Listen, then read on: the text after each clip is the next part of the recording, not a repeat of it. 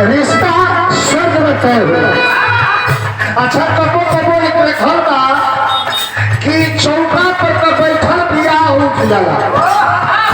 काहे कि रिश्ता स्वर्ग में तय होला। हम लड़का लड़की का एंगेजमेंट हो गई बा बियाह तो दिन भर ही वाला बा अपने ही बीच में कुछ गड़बड़ सड़बड़ भइल बस रिश्ता कट रुका हो ऐसा बेटी तो बाछी होली सब अपन जातिया कॉलेज नजर झुकोली बिया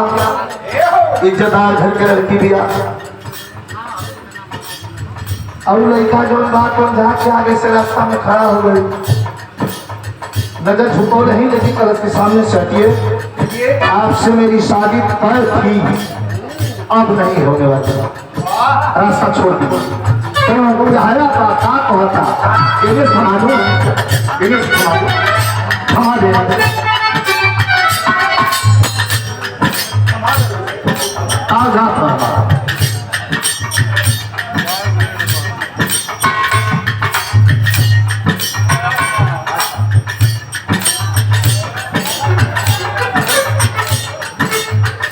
क्या बात है।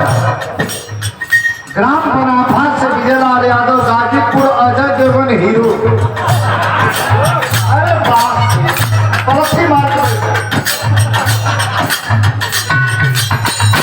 पलटी मार के ठीक से बैठा चलिए पहले वाले नीचे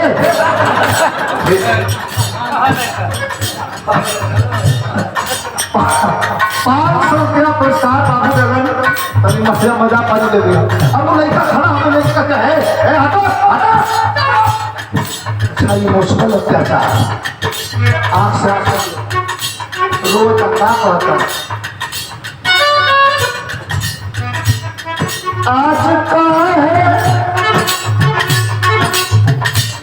आज का है नजरिया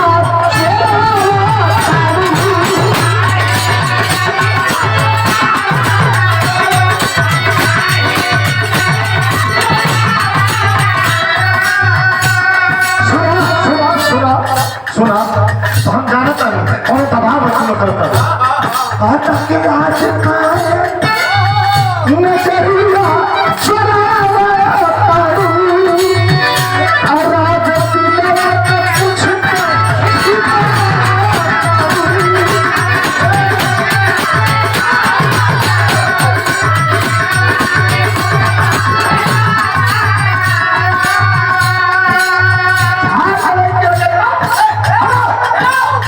जब आगे गए तब फिर आगे पहुंचो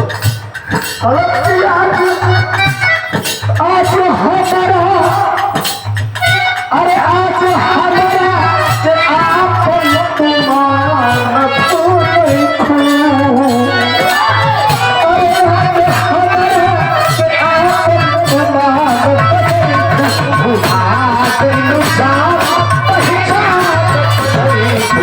अच्छा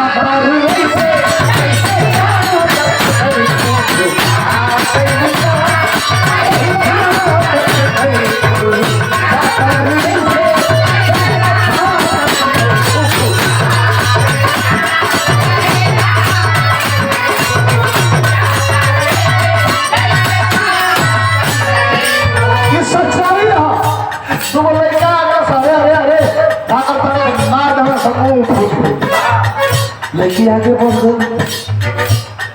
बदल रहे मसाला फिर जाके धोल अलग रखा और वो लगा और है